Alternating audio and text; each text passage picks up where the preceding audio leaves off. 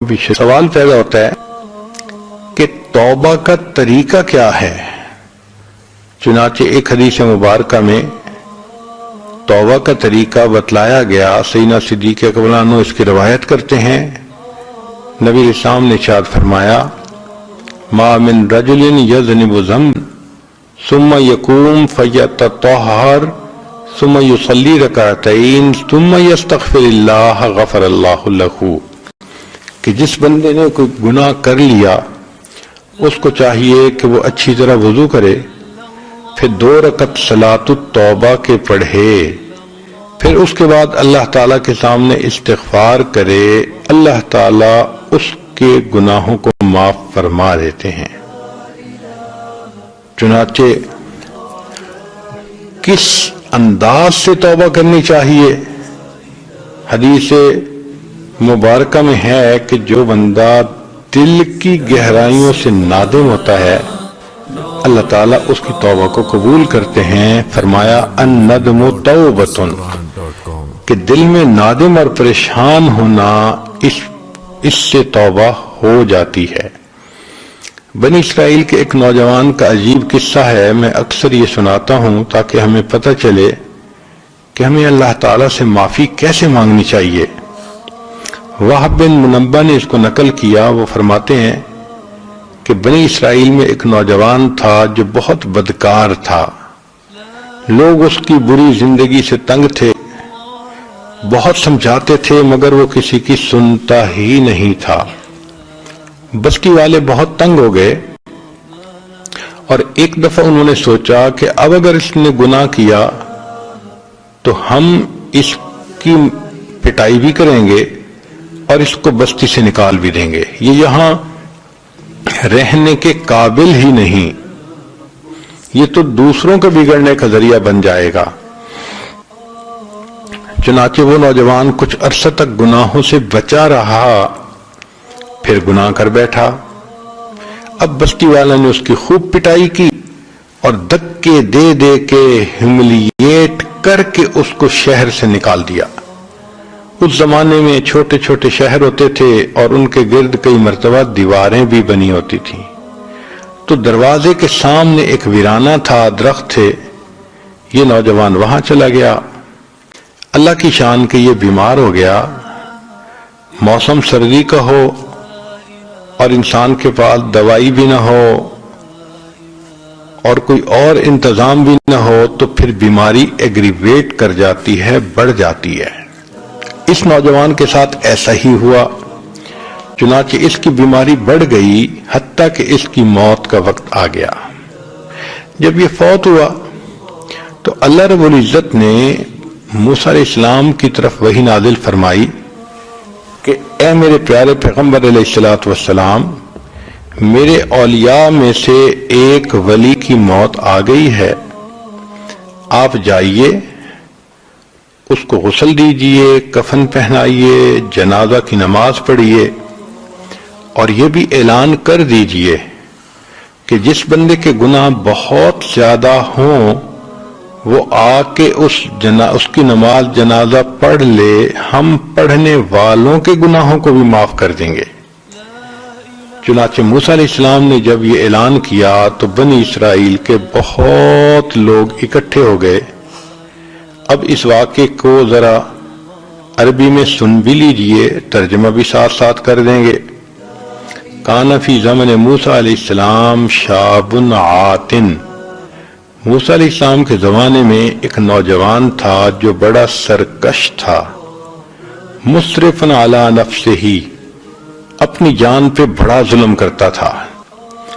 فاخرجوہ من بینہم لسوء فعلہ، چنانچہ بستی والوں نے اسے بستی سے نکال دیا اس کے کرتوتوں کی وجہ سے۔ فحضرتہ الوفاۃ فی خربۃ علی باب البلد، شہر کے دروازے کے بالکل سامنے جو ویرانہ تھا اس ویرانے میں اس بندے کو موت آ گئی۔ فاوحی اللہ تعالی الی موسیٰ علیہ السلام، اللہ رب العزت نے موسیٰ علیہ السلام کی طرف وحی نازل فرمائی کہ اے میرے پیارے موسیٰ علیہ السلام، ان ولی من اولیائی، کہ میرے دوستوں میں سے ایک دوست، اولیاء میں سے ایک ولی، حاضرہ الموت، اس کو موت آ گئی ہے، فاحذرہ، اس کے پاس جائیے، وغسلہ، اور اس کو غسل دیجیے، وصلی علیہ، اور اس کی نماز جنازہ پڑھیے، وکل من کثر عصیانہ، اور کہہ دیجئے کہ جس بندے کے گناہ بہت زیادہ ہوں، یحضر جنازتہ، وہ اس کے جنازہ پڑھنے کے لیے حاضر ہو جائے، لأغفر لہم، میں جنازہ پڑھنے والے کی بھی مغفرت کر دوں گا۔ جب اللہ کی طرف سے یہ اعلان ہوا تو پھر فنادى موسیٰ علیہ السلام فی بنی اسرائیل فکثر الناس، بہت سارے لوگ جنازہ پڑھنے کے لیے آ گئے، سب چاہتے تھے ہمارے گناہ بخشے جائیں۔ فلما حضروہ عرفوہ، جب وہ وہاں پہنچے تو انہوں نے اس نوجوان کو پہچانا، فقالو، کہنے لگے، یا نبی اللہ، اے اللہ کے نبی صلی اللہ علیہ وسلم، ھذا ھو الفاسق، یہ تو وہی فاسق شخص ہے، الذی اخرجناہ، جس کو ہم نے بستی سے دھکے دے دے کے نکال دیا تھا۔ فتعجب موسیٰ من ذلک، موسیٰ علیہ السلام بھی اس بات پہ بہت حیران ہوئے۔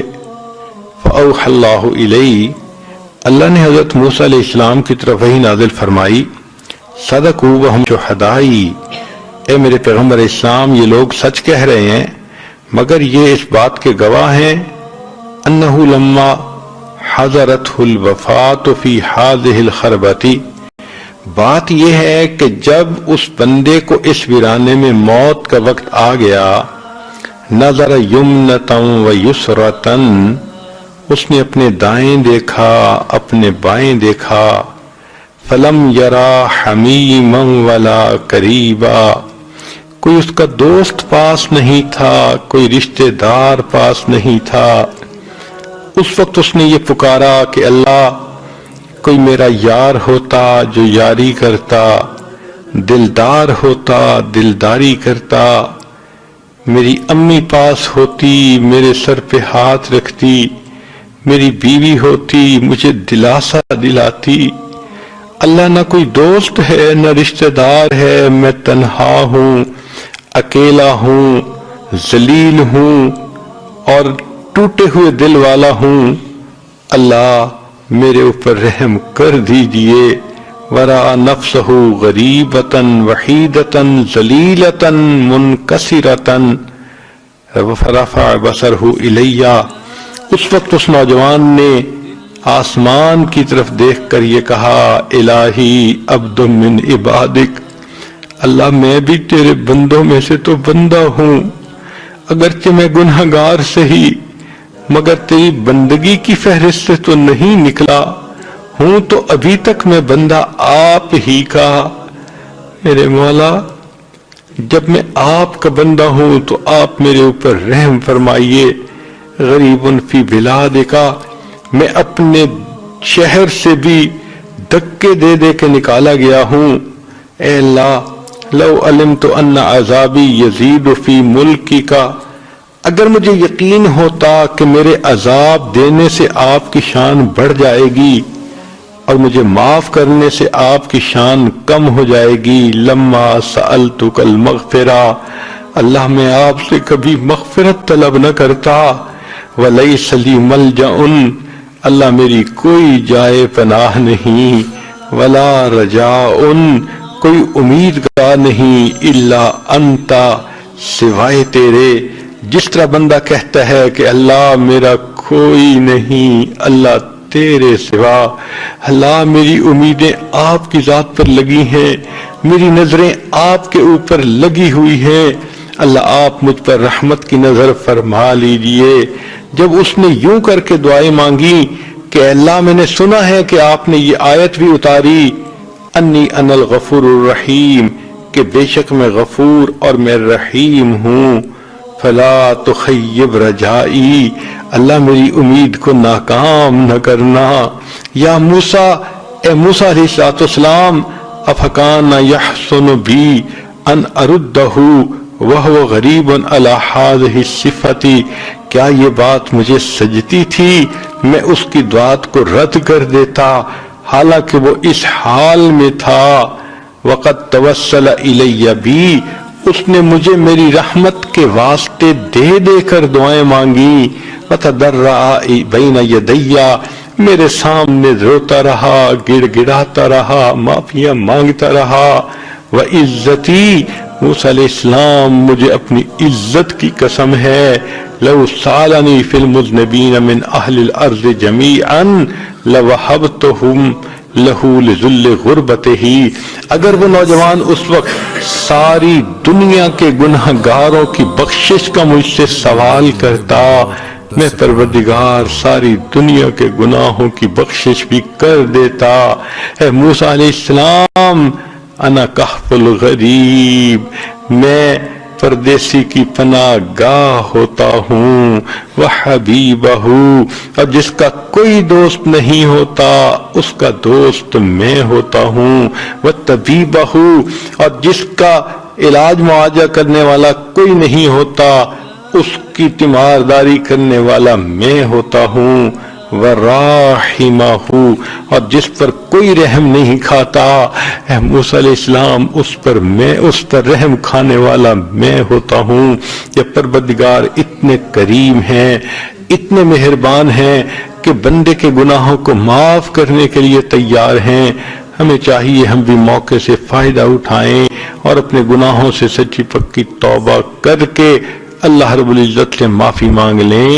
وآخر دعوانا ان الحمد للہ رب العالمین.